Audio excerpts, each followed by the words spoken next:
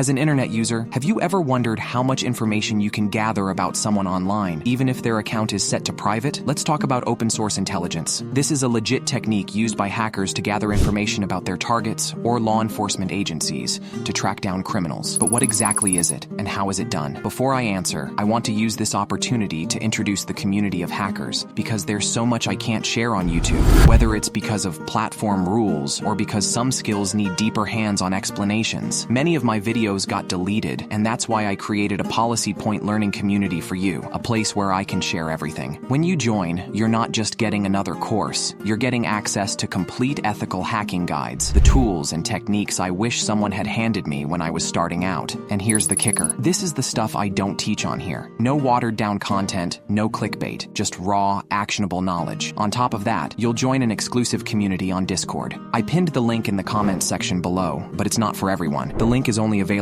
for those who are serious about the journey. Well, in order to understand what open source intelligence is all about, let me illustrate a simple example. So let's say you came across this picture posted by your friend or family while scrolling on Instagram, and for some reason you find yourself wanting to know where they are and where this photo was taken. But the question is, how will you do that? Well, your common sense might have indicated that in order to determine the location of this photo, we must find where these buildings are situated, as they are the only distinctive features in this photo. But if we crop the image and perform a reverse image search for them on Google, it won't be useful, as we'll only be presented with random pictures of windows across the internet. This is particularly because as humans, we naturally overlook the window frames and curtains to focus on the scenery outside. However, search engines can't replicate this understanding, and this is where OSINT tools like cleanup pictures come into play. Using this tool, we can remove these window frames from our image and then perform a search for them on Yandex, which is a Russian search engine that has image searching capabilities way beyond Google's. And as you can see, the search results now are much better than the previous ones, as we found various matches for the buildings that we were looking for. Now, upon going through these sources, we came to know that these buildings are situated near the Moscow River Bridge in Russia. But what we've just done is a prime example of what an open source intelligence or OSINT investigation looks like. So in this video, we'll delve into a specific branch of OSINT called social media intelligence. So let's get started. While gathering publicly information is legal, using the gathered information with ill intent can still result in serious legal consequences. I strongly discourage the use of information discussed in this video for unethical activities. So this is the example account that we'll be using and performing our OSINT investigations on. Now, the first technique I want to share with you involves gaining an idea of our subject's activities by searching for all the public posts that they might have commented on, or maybe were tagged in. To do this, we are going to use Google search with a special search operator called site : followed by Instagram.com like this, and then in text, followed by the username of the account we want to search for. And upon hitting enter, Google will list all the posts that our account might have engaged with or were tagged in. Now, while this might not show all the posts or provide a complete profile of a person's activity, it still is a useful technique that you can incorporate into your consent investigations and can be used with any social media platform by simply adjusting the site and username accordingly. Additionally, you can also use other search engines like Bing to perform these searches, as they might bring up some additional posts that Google might not. But make sure that when you conduct these searches, you'll log into your Instagram account, or else they won't work. Next, if the victim has their full name written on their social media profile, we can go ahead and search for every publicly available PDF, Excel, or Word document posted online containing that exact name, using the file type search operator like this. The AAR search operator used here tells Google to also include Excel or Word documents in its search results. And after hitting enter, you will see all the documents that may be associated with the provided name. This can be very effective, as the search results might include court records, resumes, or other official documents that can provide a lot of insight into a person's life, and may also provide you with email addresses, phone numbers, or a list of family members that you can use to perform further investigations on. Moreover, if the subject has mentioned things like their country, city, or university workplace on their social media profiles, we can also search the internet for their name along with these keywords and find additional information such as links to their university profiles or employment details. This might also reveal multiple social media profiles, providing a great way to learn more about our subject's interests, as a programmer might have an account on GitHub, while an artist could be found on platforms like DeviantArt or PixArt. To broaden your search, you can also utilize Twitter's advanced search engine to search for your target's name along with these keywords and check if there are any tweets related to them.